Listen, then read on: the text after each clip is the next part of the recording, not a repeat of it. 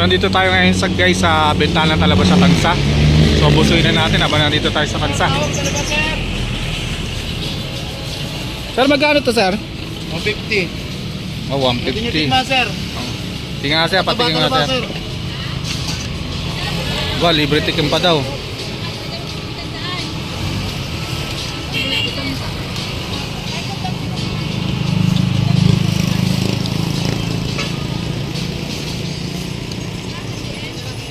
Oh, yun oh. Ayun oh. Dala ka na naman yan sir. Oh. Eh, lalagyan pala ng suka.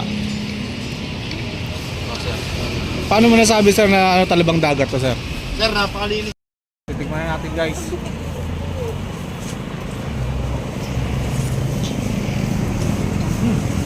Tama. Panalo? Sarap no sir. Sarap. Sarap talaba dito sa Naik. Isa pa lang sir eh. Nag-vlog din ako. Okay, thank you sir. So guys, 150 lang, makakabili ka na ng isang ganito. Pero meron sila mas malaki. Magkano yun kuya? Magkano to sir? Magkano to sir? 200? 200. Oo, 200. 150. So dito lang yan sa Tansa. Naik.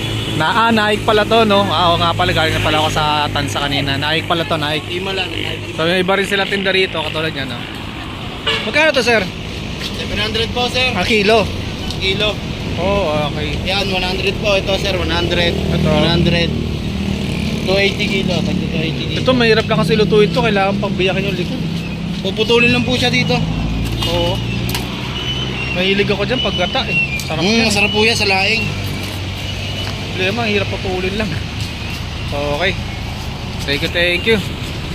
Salamat sir ha, salamat.